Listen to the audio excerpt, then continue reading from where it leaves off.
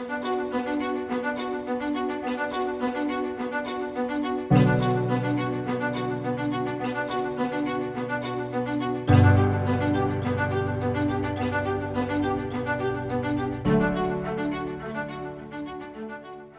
folks, my name is Mike Dobbs. I'm your host here on Government Matters. You're watching Focus Springfield.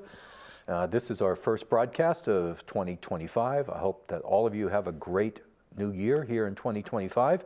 And we have the pleasure of a double feature here. We've got Senator Adam Gomez and State Representative Carlos Gonzalez, and we're going to talk with them about a little bit about what happened in 2024, more importantly, what's happening in 2025 in terms of the state legislature. Thank you guys for coming today. Appreciate it. Well, thank you, Mike, and welcome to all those who continue to watch Focus. Thank you for the work that you continue to do, even upon your retirement. It's a pleasure to be here with Senator Gomez. Thank you, Mike and Focus Springfield, for always making sure that we're bringing politics back to the people.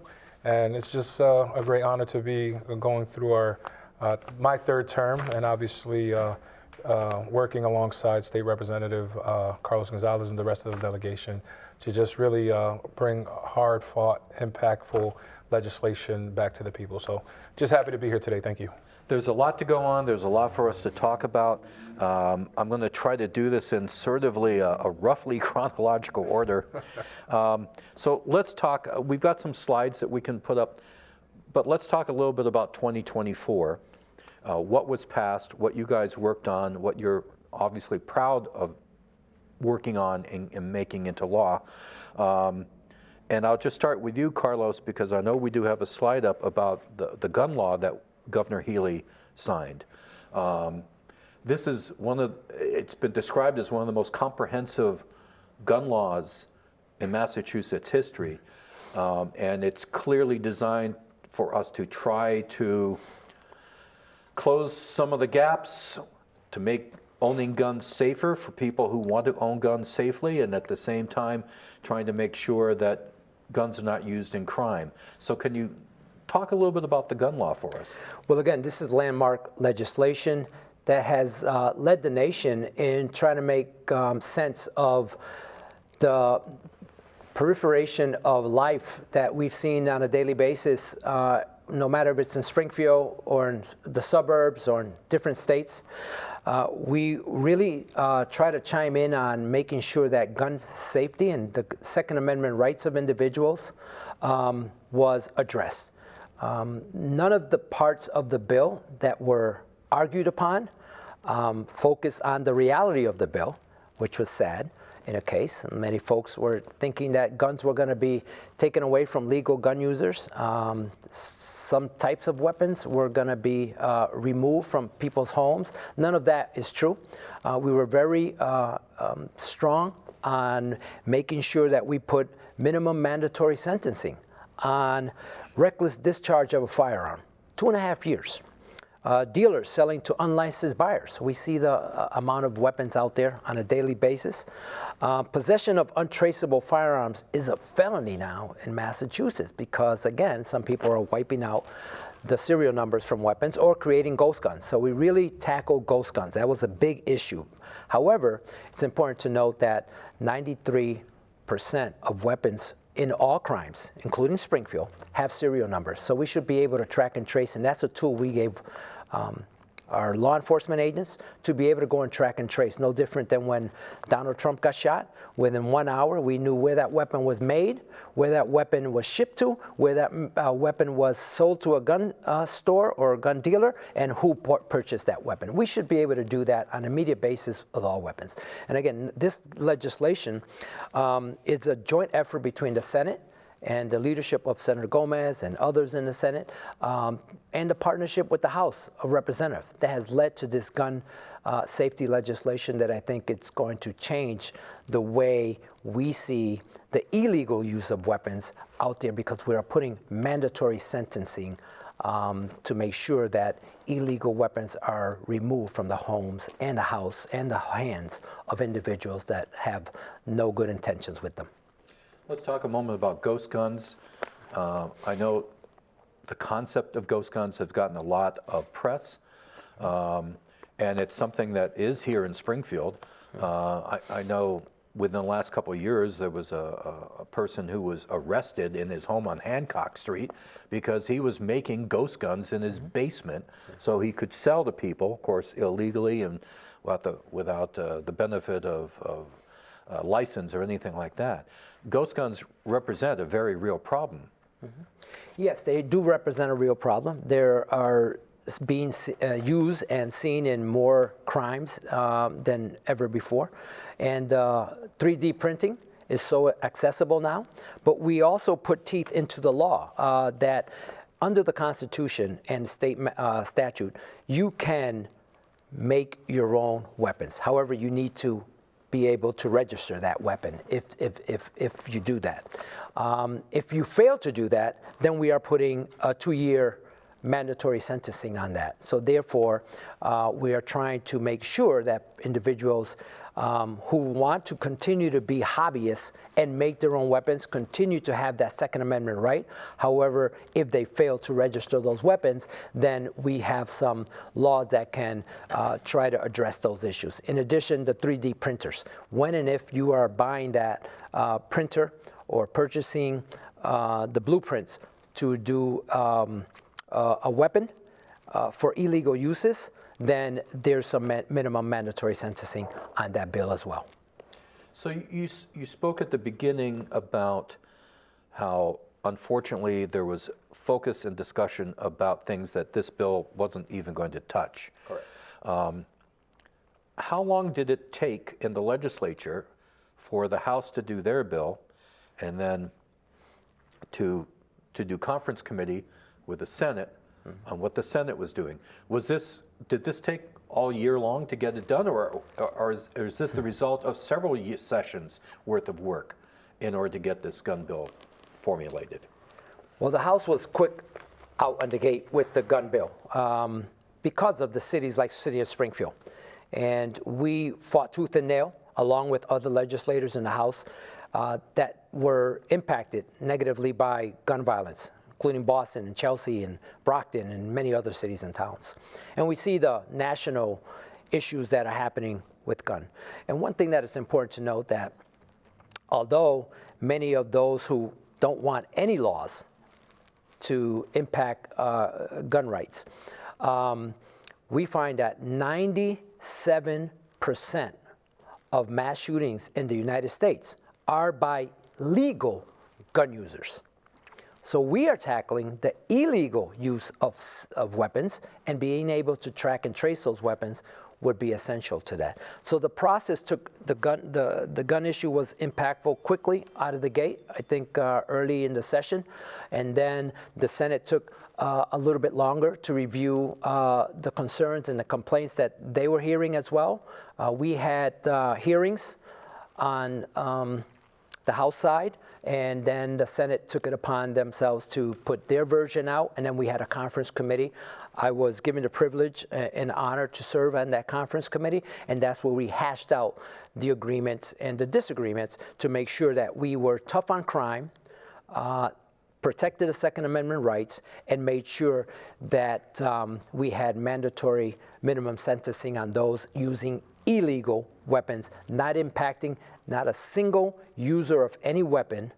They were all grandfathered in, so nobody will lose the same rights they had prior to this law being passed. Senator, what do you think about this, and what was the process like in the Senate to get this happening, to get this done? So from the version that the House had proposed, our approach was more on mental health and making sure that individuals had the chance to be able to report, especially on individuals that exhibit probably sometimes for not only police to be able to report, but family members, that if you are a person that's a legal gun owner, that you can be able to say, hey, listen, I think that they're going through a mental health crisis. Maybe we need to entertain probably talking to them, so then something else won't transpire. And I think that under the leadership of Representative Gonzalez, we had a representative in Western Massachusetts on that conference committee. And then lastly, I think that, one thing that was big for me that I was able to also get into part of the piece of legislation that was was filed by Representative Gonzalez that I filed at the same time. So not more negotiation on the track and tracing. And I think that was probably one of the biggest things that him and I thought was important when it comes to gun legislation is, growing up in a neighborhood that, and in a city that, the gun culture is real and it's alive. It's no secret that, we have the Armory that's right up the street. We're the home of Smith & Wesson. People want their legal right to be able to carry.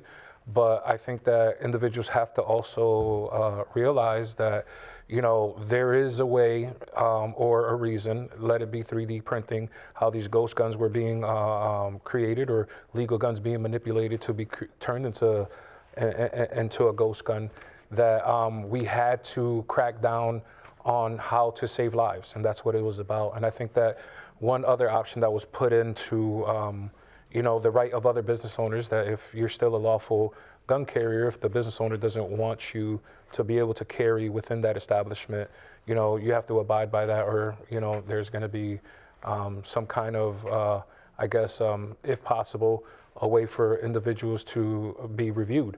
And I think that we should have review processes even on legal gun owners.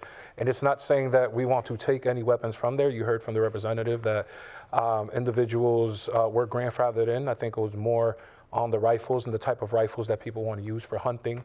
Something that I was able to put into legislation is also that we know that kids that are under 18 that are involved with like rifle and involved with like Boy Scouts or practicing or marksmanship, they're able to do that. We were able to keep that because, we know that in certain parts of our community, individuals like fathers and sons or even daughters go out using marksmanship or probably hunting. We know that hunting out in our rural areas is something that's very, very big. And we wanted to make sure that those legal gun owners were able to continue practicing what is part of their culture, right? So outside of that, with cities like urban centers like ours that have that rise in violence, specifically to ghost guns, and we have seen a lot of tragedy with guns being manipulated to be able to fire off multitude of rounds.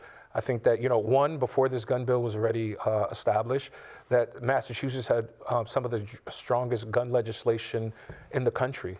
And I think we just need to make sure that we're doubling down, especially post-COVID, where we've seen that there was a rise in those crimes. And I think that now this piece of legislation helps police to be able to do their jobs more effectively, but then also keep our streets safer.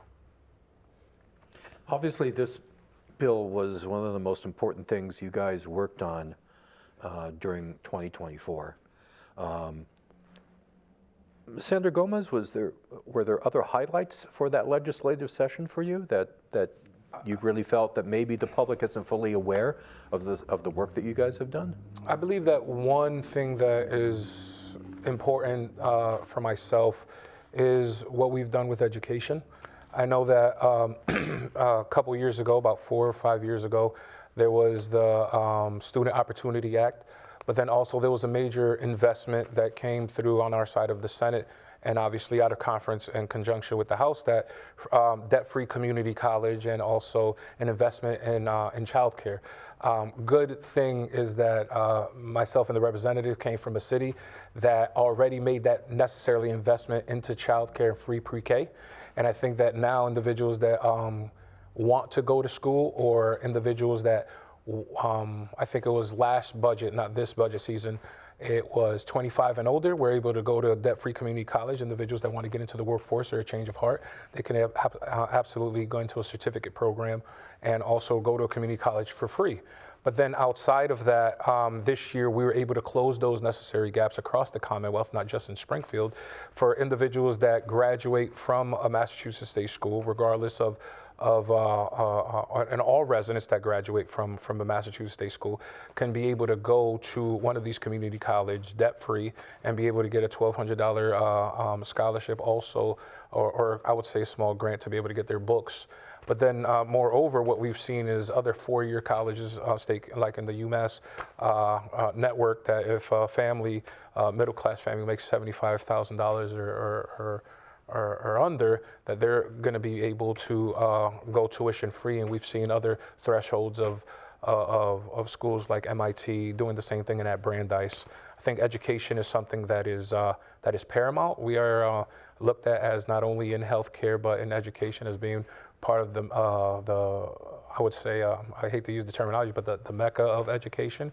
We score very high across the nation when it comes to education. I think that here in Massachusetts, under the leadership of the legislature, that we've been able to make that happen. And then obviously, we had landmark housing piece of legislation that obviously we had to a housing bill that was extraordinary, that $1 billion of investment to make sure that we can answer to, the rising costs of living here in the Commonwealth. And then also, even though it took a little bit longer than obviously the gun bill, but we absolutely got across our economic development bond bill was really important that the governor wanted to see get done. And here in Western Massachusetts, we were able to see a good investment in quantum and also in life sciences through UMass. And then there's other, local investments that were also kind of made.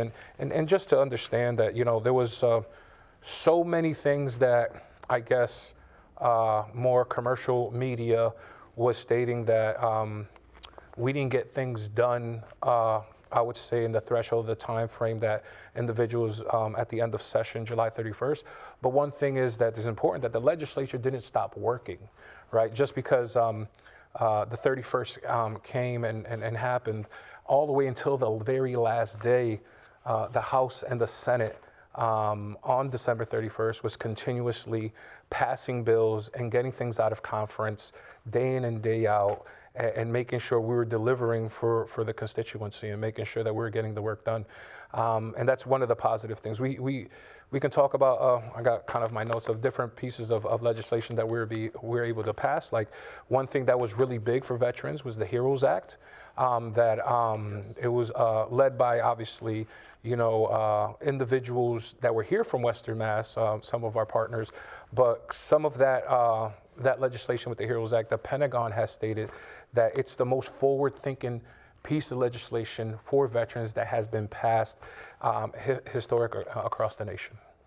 Well, of course, Massachusetts has a veterans agent in our communities, which I know is not replicated in every state across the country, where you actually have an individual that if you're a veteran and you don't understand your benefits or you're seeking help, you can go to this person and you can get the help and you can get the advice that you need. So the HEROES Act, in fact, I covered that for the reminder, was very impressive, the provisions of it, and I thought, well, we're pushing this further into the realm of really helping people who have served our country, even more than what we do now. Carlos, were there additional highlights for you in terms of the legislation and stuff that you worked on?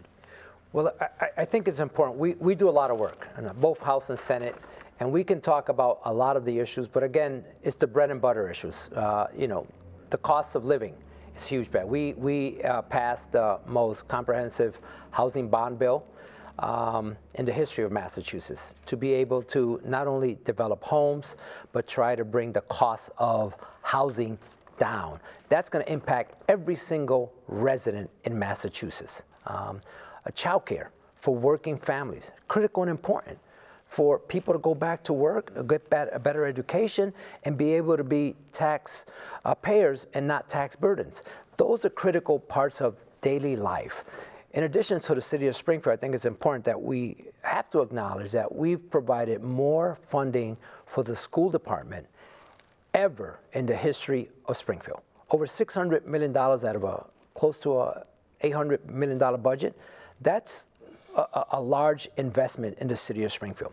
And duly, rightly so, and now under the new leadership of the new superintendent, we are anxious to see how hopefully we can see these test scores go up and continue to invest in the future of Springfield, the future of America, the future of Massachusetts with its young people. So I think those issues, preschool and affordable school meals programs, we were one of the first that led out of the gate on providing that, and now it's a standard throughout the state of Massachusetts. Those are the bread and butter issues that I think are important that any lay person in Western Massachusetts, across this country, can really listen to. The other stuff is critical and important. Life sciences, all that creates jobs, but it creates jobs for a certain segment, a certain part of the residents. But again, I concentrated, and I will continue to concentrate on the bread and butter issues. The mom and pops, micro businesses, first time ever, we codified that into law. And when 68% of businesses across Massachusetts that are creating jobs and are economic engines of inner cities are now codified into law. And now hopefully we can be able to invest in them and help them create the jobs of the future for individuals. And the free community college is another huge investment, as the senator mentioned. That's going to give people an opportunity and a hand up, not a handout, to be able to advance their careers in any different ways. No, I think that's a huge game changer. If you're 26 years old and things aren't working out, now you have a means with whatever you're doing in terms of a career or a job. Now you have a means to go back and maybe reinvent yourself at a relatively young age so you can get on the path that you really want to be on. I think that is absolutely huge, and it's a real benefit of being a Massachusetts resident, quite frankly. You've got a slide up. I'm just going to look over here. Massachusetts is the #1 state to live, work, raise a family, and grow a business. Now, I think one of the most favorite things that Massachusetts residents like to do is to complain.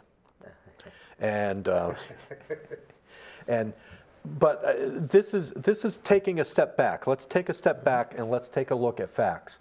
The third best state economy for 2024, the most educated workforce in the country, the highest share of residents with health insurance coverage, the highest median household income.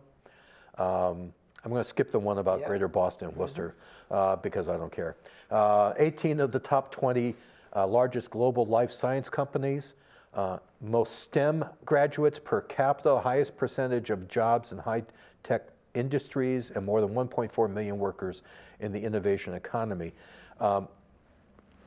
This is not a bad place to live, and the stuff that you guys are doing are addressing ongoing issues and problems that will ultimately make Massachusetts a better place to live.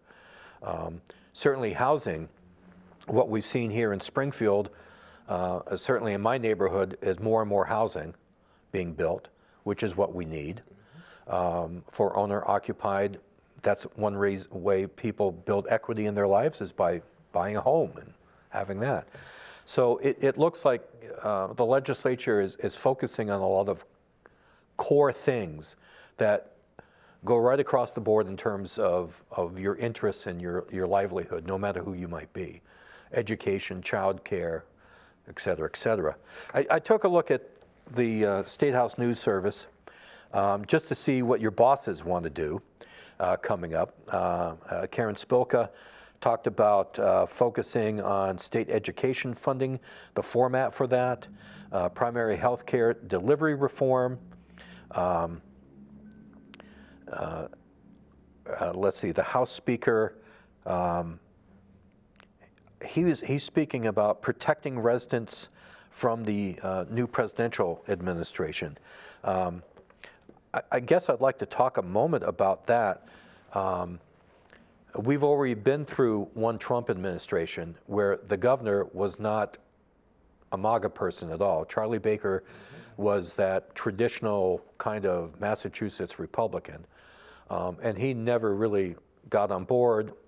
And I don't know if that ultimately hurt the state or not, but coming into 2025, you guys are in the legislature. Do you have the sense, or have you been talking about what the impact might be of some of the Trump policies that have been bandied about on the state of Massachusetts? Are you guys worried about this? Are there things that you can do to counter it? And I know we're talking about hypotheticals here, and I'm sorry, but all of this is going to come fairly fast at us. So I'm just wondering, is this something you guys are talking about in the legislature? Us in the Senate, we're obviously, even in higher learning, the conversation has been happening in December on the investments on our private colleges and trying to figure out how our federal funding and people will allude to the attack of obviously the Northeast feeling like it's its own country compared to the rest of the state, how that election had turned out. But I think true and evident that is both the House and the Senate, our chairmen of Ways and Means for the past couple of years have made historic investments to be able to save money and put money into our coffers, which I think that obviously those are things that we're really proud of, and obviously our bond rating as well. And I think that some of these investments that we've made have been investments through our state, not necessarily with the help of the federal money that does come in. But I think obviously that's always going to be in question to see if we are going to be attacked. I know that in the past years before my time, I know that when a state didn't go a certain way through a president, in the conversations of if we had a tour over at Westover to see if and the questions had came up through the legislature if they felt that if anything would happen of defunding of certain things when it comes to our airport. But there's too much traffic that comes in and investments that goes on to Westover, how important it is to us, that I don't think I foresee when it comes to the public safety of our nation that things like that will transpire. But I think those are things to be able to pay attention to. I know that we have made a stance that we are going to protect our residents, citizens or non. I know that there is obviously communication on the migrant issue, and specifically we have to understand the difference between a migrant that is legally here and then versus individuals that are undocumented, but individuals that are undocumented that lived in a mixed family, that the children are citizens or mom or one or the other are citizens as well. We have made, and obviously 2 years ago that I led on the license bill to make sure that our streets are safer, that individuals, regardless of status, are able to be licensed and insured. I think that individuals are going to feed into whatever media that they are, or whatever pill that they're swallowing, depending on who's, and regurgitate whatever in their mind is telling them. I think that we have to, like always, check what's real news and what's a reliable news source, I think, where the information comes out.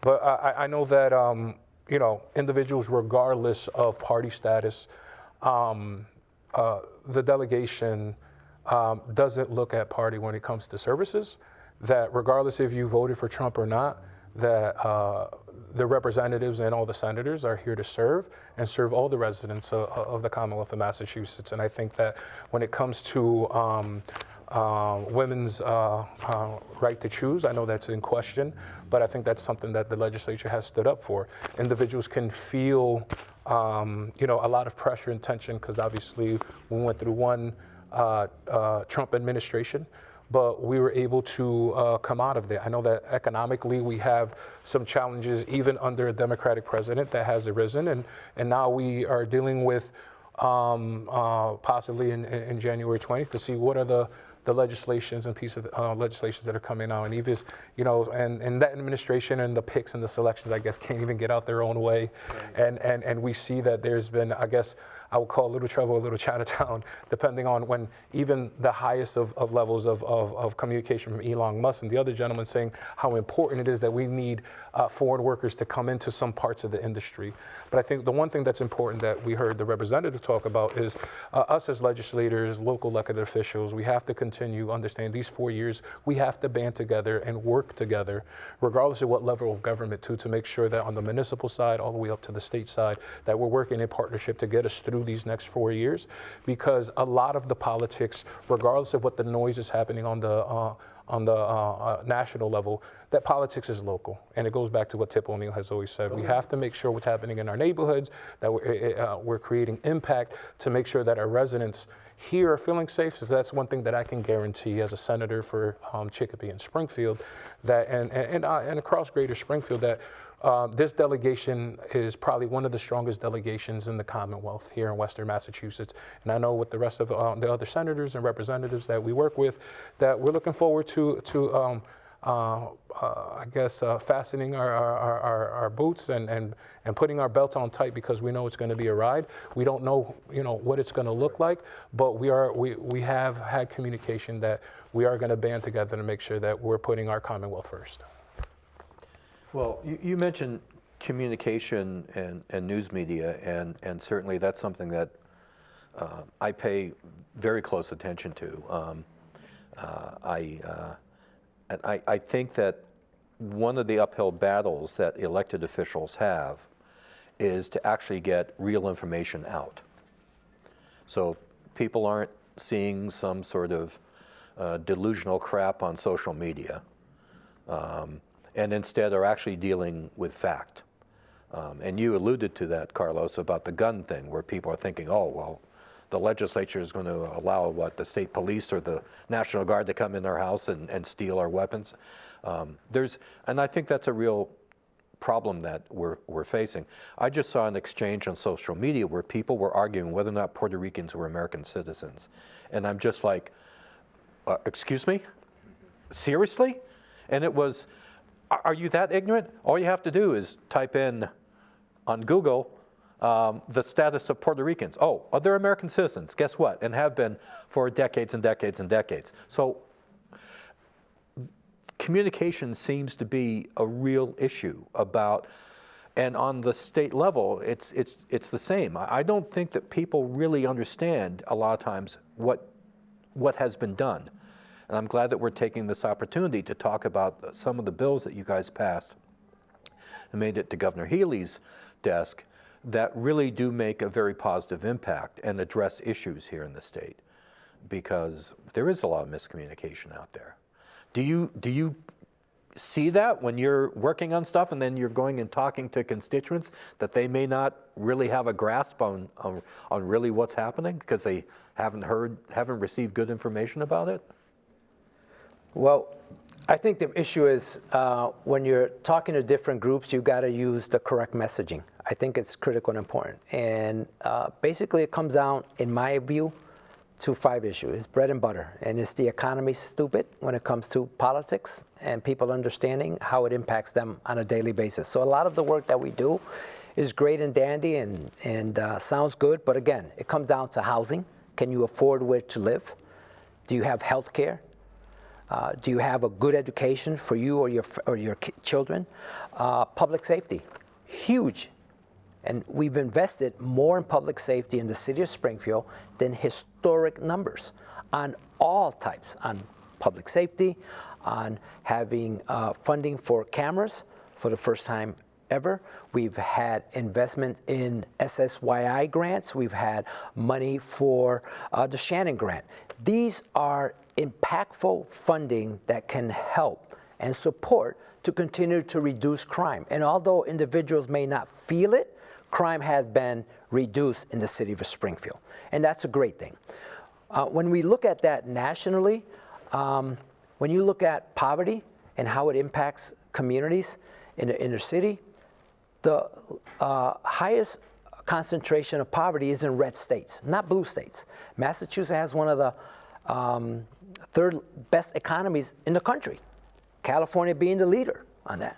And this is not to identify red states or blue states, but the reality is the reality. Now, you may not believe that if you are listening, as the senator said, it depends on which channel of news you're watching or what type of social media you're connecting to. However, I think those are the critical issues. Is public safety an issue? Healthcare. We've, in this session, we passed stronger legislations to make sure that there's accountability in healthcare and hospital services. And that's huge because that's going to impact us. And when we talked, and you started the conversation with how the Trump administration is going to impact, when they're looking and starting to discuss education, cutting the Department of Education on the federal level, that impacts children with special needs. That will impact the city of Springfield, but it will impact red states as well. More importantly, red states, because again, like I mentioned, they're more dependent on social services and economic opportunities for those in need than states like Massachusetts, because we have an infrastructure already in place to service them. However, it's important that we get prepared for healthcare funding. How is that going to impact us? Because again, if they go into cutting healthcare, it's going to impact us. And those are the bread and butter issues. And lastly, the the bills that Biden has passed been crucial. The increase in Social Security benefits, it's a huge investment in communities that need it, not in tax deductions for the rich and those that are able. So those are the issues that I think we need to continue to have better messaging on, because I think those that are connect to the home base, to the family, to the kitchen table, to the single mom, or to the working family. Those are the issues that are critical and important. And I think that's where messaging has to continue to be delivered in a way that connects to people, not to the issues that political issues. So I know you guys have been sworn in. What was that, New Year's Day, right? New Year's Day, yes, sir. So you're certified. You got your ID cards. So when does the next session formally start, or are we in the next session? We're in. We are in. We're Okay. Started. formally in, yes, sir. So what are some of the things that you guys are either looking forward to working on that you may have already started to work on, or some of the things that are being talked about by your colleagues at the General Court? What are some of the issues that you think are going to come up in 2025? Go ahead. Well, there's a piece of legislation that myself and the representative have led on over the past 2 sessions that we both filed. It was the Farm Workers Bill, and basically is trying to create an avenue to make sure that farm workers are equitably paid and paid their fair wage. We know that in the industry, and we understand the farmers as well, has taken some hits and the last couple of years, especially with the floods that happened up north. Legislature made some investments into that and made sure that we can at least do what we can to stabilize some of the losses that they've taken. But some of that money did not necessarily transfer down to the workers and to the rights. And we know that individuals that work on those farms work 6 to 7 days a week, and some of the workers have exhibited some information in the coalition that we're working with that they would like to see the Farm Workers Bill, and that's something that we've been working steadfast with. Obviously, other legislatures that represent kind of where the cranberry farms, the tobacco farms, the apple orchards and stuff. So that's something that myself and the representative have been working on, and we're looking forward to kind of excelling and moving that legislation forward. I know that secondly, like you've heard the representative and myself talk about, the housing bond bill, making sure and implementing that, these investments are happening over the next 10 years, like the economic development bond bill. So even though we pass those bills, doesn't mean that we don't necessarily have work to do to make sure that those necessary investments are being made within the secretariats, and then individuals that or developers within affordable housing, bringing it to Springfield, making sure that those individuals that have those opportunities can be able to bring that back here and being stewards of that information for them to be able to grasp that. But I think that moreover, for myself, I have a piece of legislation of, I know that we've heard that our sheriffs here in Western Massachusetts and across the Commonwealth had said that they do not want to be utilized as detention centers for ICE, and that's something that I'm going to be working with the ACLU to be able to file a bill to legislate to make sure that doesn't happen. I have total confidence in our sheriffs and understand that the work that they're doing, but that does not stop them from being able to partner with other contracts through the federal government to be able to do other types of work. I think that also a bill that I'm looking forward to filing this year is the homelessness bills of rights that has been kind of in conversation coming up in the last couple years. I know that there's going to be investments, I think, working in partnership with the Senate and the legislature on trade schools, and looking at an investment on individuals that necessarily a 4-year or 2-year school is something that's not for them, but maybe looking at other avenues and investments into vocational education, because college is not for everyone. So we want to make sure that we're creating these pathways. And one thing that was really interesting is also, with having STEM graduates and individuals that are going into into those fields, to make sure that that's looked at in an equitable manner, so that not only one particular student that doesn't have the same area code as the other are the only ones accessible to those jobs. And when it comes to the economic development here in Western Massachusetts, I know that us as a delegation, we're seasoned. Especially here in the city of Springfield and in Chicopee, and obviously in Holyoke, I think that we have kind of an idea of what Western Mass needs. And outside of, our personal legislation, because, some legislators file anywhere from 50 to 90 bills. But I think that if there is a bill, or if there is something that an individual out there would like to see happen, the deadline for filing pieces of legislation is upon us by the end of this month. And you can follow us on our social media accounts, so then you can get some more information, so you can hear from the horse's mouth, right? You can Senator Adam Gomez on Facebook or all social media accounts at Adam Gomez MA, and I'll let the congressman, the state representative allude to what's his handle, so you can get the information out as well. And I think one thing that I'm looking forward to be able to do is continue just working on behalf of the people, and making sure we're putting people over politics, especially when it comes to legislation.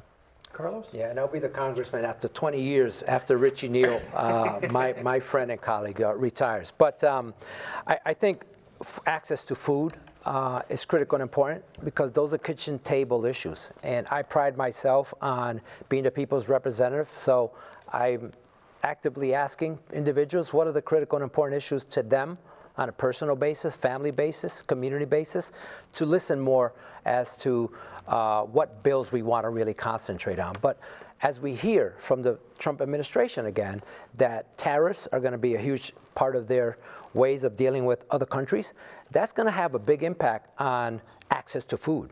And we're going to be more dependent on the local farms as well. And it's more healthy to get food from a local farm that doesn't get traveled and from countries or somewhere else. So access to that, but how do we make sure what we learned from COVID and after COVID, that farm workers who can get paid under the law in Massachusetts, minimum of $8 an hour, we're going to have access to workers to be able to come here and deliver the food, the bread and butter that we eat on a daily basis on our kitchen table. So access to food, protecting our farmers, bringing up the minimum wage to $15 an hour minimum, giving them some type of sick day when they're working 6-7 days a week, when it's a single mom who has a child in the city of Springfield but has to transport herself to Greenfield to a farm, which we have heard from directly on many occasions, and that's an hour-and-a-half drive. But they have to leave their child with somebody to take them to school, and hopefully that child doesn't get sick in school, because they won't have a day or an hour to be able to come back and take that child home, or provide some type of sick time for them to provide for their children. I think those are critical and humane issues that we have to address on a local basis, but also on a statewide basis, and hopefully on a national basis. And these are the same issues that Cesar Chavez fought for many, many years ago. And I've had the privilege to serve with Arizona Representative and Senator Cesar Chavez, a descendant of Cesar Chavez. So I think access to food and protecting the farmers, but also protecting farm workers are critical and important. Again, it comes down to messaging and what's important to the people. It's making sure they have access to food, and investing in those areas are critical and important. And to the rainy day fund of Massachusetts, again, those are issues that most people won't probably understand, but we have over $1 billion in the rainy day fund, and that's why we have been able to provide a better bond rate to be able to invest more in the communities that we serve, better than in many other states in America today. Gentlemen, I want to thank you very much for coming in and talking about issues. It's really the goal of this program, and what Focus Springfield does is to provide information, reliable information to area residents. And what you guys have done today is great, because now we're caught up on not only stuff that happened in the legislature last year, but what you're looking forward to in this year. And thank you again for coming. Appreciate it. Happy New Year, Mike. Thank you for having us here on Focus. We appreciate, because this is the news that we need to get out to the people, specifically on how to communicate with us and talk with us. And I just want to tell folks out there that if you need to communicate with my office, adam.gomez@masenate.gov. I don't know if you guys have a way of streaming that along the bottom of my screen. And obviously, and then that's a way to, the best way to communicate with my office is via email. And if not, we're happy to serve. And if you have any questions, please just reach out to myself or other again, Carlos Gonzalez, our state representative, and He we really just wants you in Congress, you understand that. we just really appreciate this time to be able to just communicate, and hopefully we can come by every once in a while Absolutely. and talk some more on what's happening, and then we got a better temperature on what's going to be happening for this session. Carlos, what's your email too?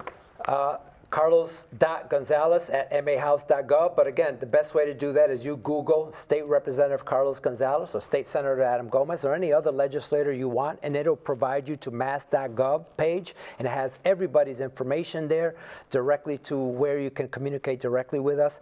But again, this legislature belongs to the people.